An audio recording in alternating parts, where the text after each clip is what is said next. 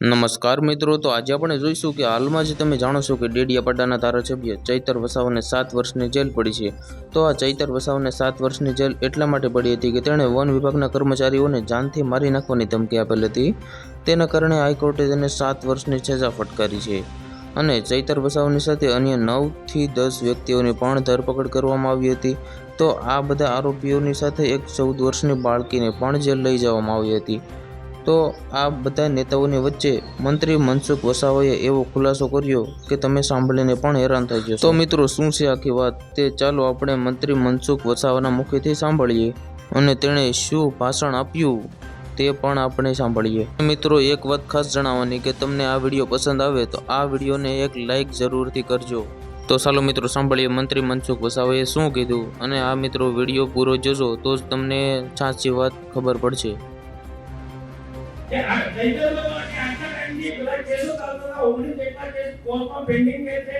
આ ગોપાલ કે બધા ઊંઘી ગયા।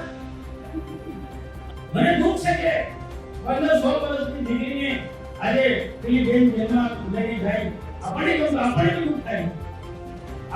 થાય। સરકારનું હોય તો હું જઈને કહેતો, સરકારનું કામ તો થોડું ચૈતર વસાવા કેસમાં 15 દિવસની બાળકીની ખૂબ ચર્ચા થઈ। શકુંતાબેનની એ બાળકી અને એ શકુંતાબેન એ ચૈતર વસાવાના બેન છે અને 15 દિવસની એ બાળકીને લઈને એ જેલમાં જતા હોય છે। એ વિડીયો અને એ કોણ છે, શું છે, એની ખૂબ ચર્ચાઓ પછી હવે મનસુખ વસાવાનું એવું કહેવું છે કે આ બધો જ રાજકીય સ્ટન્ટ છે। મનસુખ વસાવા ગઈકાલે કાર્યક્રમમાં હતા। કાર્યક્રમ દરમિયાન આ કેસની વાત કરતા ગોપાલ ઇટાલિયા અને ચૈતર વસાવાને આડે હાથ લીધા છે। મનસુખ વસાવાનું કહેવું છે કે તમે જુઓ, કાયદો તો કાયદાની રીતના કામ કરે। જો મારા હાથમાં હોત તો હું હમણાં એ દીકરીને અને એને બહાર નીકાળી દેત, પણ આ આખી ઘટનાને એ રાજકીય ગેમ બનાવી રહ્યા છે। 15 દિવસની દીકરી જે છે એ 15 દિવસની દીકરીના નામ પર રાજનીતિ થઈ રહી છે, આ વાત મનસુખ વસાવા દ્વારા કરવામાં આવી છે। એ 15 દિવસની દીકરી એ શકુંતાબેનની છે। શકુંતાબેન અને એમના પતિ બંને જેલમાં છે। એ ચૈતર વસાવાના બેન થાય છે, એટલે એ જે દીકરી જે છે એ ચૈતર વસાવાની ભાણી છે। ગઈકાલે વર્ષા વસાવા જ્યારે બોલી રહ્યા હતા ત્યારે એ 15 દિવસની દીકરીને યાદ કરીને રડી પણ રહ્યા હતા અને કહી રહ્યા હતા કે તમે ચૈતર વસાવા માટે ન આવો તો કંઈ વાંધો નહીં, પણ એ 15 દિવસની દીકરીને ન્યાય અપાવવા માટે, એને જેલ મુક્ત કરાવવા માટે તમે આવજો। અમે આ વિષય પર મેહુલ બોગરા સાથે થોડા સમય પહેલાં વાતચીત કરીને પૂછ્યું હતું કે આટલી નાની દીકરી, એટલે અમુક દિવસોની દીકરી હોય, એ 15 દિવસ 17 દિવસની દીકરી હોય તો શું એને સજા થાય છે, એને પણ જેલ જવું પડે છે? તો એમણે એવું કહ્યું કે 6 વર્ષ સુધી બાળક મા સાથે રહેતું હોય છે, એટલે જો કોઈ બાળકને 6 વર્ષ થયા હોય છે તો એની પહેલાંનો જે સમય છે એની માને જો સજા થાય છે તો પછી એને બાળકને જેલમાં રાખવામાં આવે છે ને ત્યાં જ એનું બધું ભરણ પોષણ ને બધું થતું હોય છે। એની જે પણ જરૂરિયાતો હોય છે ત્યાં પૂરી થતી હોય છે। હવે આ કેસમાં ચૈતર વસાવાના સમર્થનમાં 2 જુલાઈએ એક મોટો કાર્યક્રમ પણ રાખવામાં આવેલો છે। અત્યારે તો મનસુખ વસાવાએ આ આખા કેસ વિશે શું કહ્યું તે સાંભળો। કોઈ જેલમાં મૂકી જાય, કોઈના પર ખોટા કેસ કરવાના, કોઈને હું વિશ્વાસ સાથે કહું છું, હું દાવા સાથે કહું છું, પાર્ટીના કોઈનો ઈરાદો નથી કોઈને ખોટી રીતના કોઈ કેસમાં ફસાવવાનો, ખોટા કેસો કરવાના। તમે બધા જાણો છો,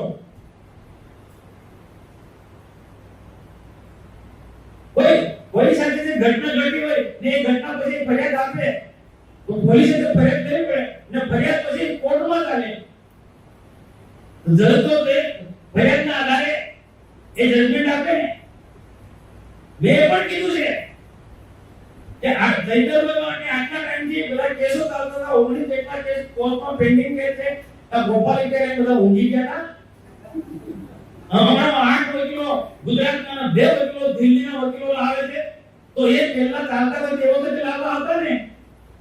મને દુઃખ છે કે 15-16 વર્ષની દીકરીને આજે પેલી બેન જેલમાં લઈ જાય। આપણે દુઃખ થાય। બીજી બધી બહેનો ગાંઠા બહેનો આજે જેલમાં જાય છે, એ આપણે દુઃખ થાય છે। પણ કાયદાનું કામ કોર્ટનું જજમેન્ટ છે ભાઈ। સરકારનું હોય તો હું જઈને કહેતો, પણ સરકારનું કામ તો થોડું સરકાર પણ તમે જો કેટલું જૂઠાણું કેવું ચાલે છે અને રાજકીય સ્ટન્ટ કઈ રીતના કરે છે। આખો રાજકીય સ્ટન્ટ કઈ રીતના કરે આખા ગુજરાતની અંદર। આમ આદમી પાર્ટીના લોકો સરકારના માથે માટલા ધોવે, ભાજપના માથે માટલા ધોવે છે। તમે જુઓ, આવું તો ક્યાં ભૂતકાળમાં જોયું નથી। કોંગ્રેસ વાળાએ આવું નહોતું કર્યું। સમાજને લોકોને ગેરમાર્ગે ગુજરાતના લોકોને આ કેજરીવાલ એની કંપની ગેરમાર્ગે દોરી રહી છે. ચૈતરભાઈ વસાવાના ઓફર હેઠળ ચૈતરભાઈના નામે આમ આદમી પાર્ટીના નેતાઓ આમ આદમી પાર્ટીને મજબૂત બનાવી રહ્યા છે. પછી આટલા બધા વિદ્વાન લોકો છે, ઈશુદાન ગઢવી, ગોપાલ ઇટાલિયા, આજે તો મેં જોયો કોટ સારો સજ્જન વિદ્વાન છે. એ વિદ્વાનનો તમે આના ચૈતર માટે કેમ ઉપયોગ નથી કર્યો? કેટલા ડિબેટમાં પણ બહુ મોટી મોટી દલીલો કરે, આમ થતું તો આમ થતું આ, તો તમારે જો બુદ્ધિનો ઉપયોગ કરવો હતો ને, આ કેટલા જલ્દી હતું કે ચૈતરની સામે કોર્ટની અંદર બધા કેસ ચાલી રહ્યા છે, તો તે વખતે તમારા દિમાગનો ઉપયોગ કરવો હતો ને. કમ સાના મને લઈ ગયા. મને તો એવું છે કે આ લોકો ચૈતન્ય ફસાવે છે. ચૈતન્ય જેલમાં છે એટલે આખા ગુજરાતમાં બધું આંદોલન કરાવો ચૈતન્યના નામે.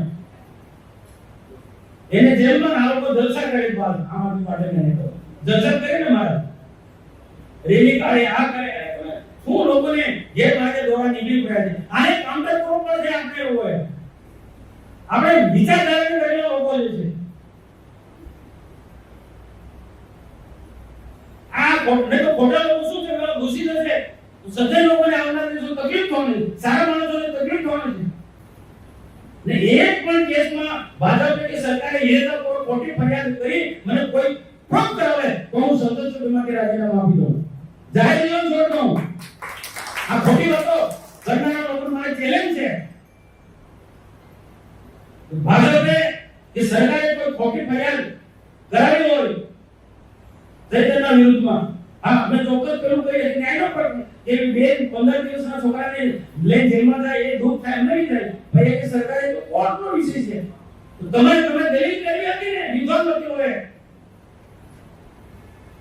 આ બેની મુક્તિ આપો, નાના છોકરું છે એને, આ મહિલાને મુક્તિ આપો, એવી વાત કરી ને વિદ્વાન વકીલ ગોપાલ ઇટાલિયા વિદ્વાન વકીલ, એને ખબર નહોતી, જજમેન્ટ આવ્યા પછી ખબર પડી. આ લોકોને ઠગવાવાળા લોકો છે.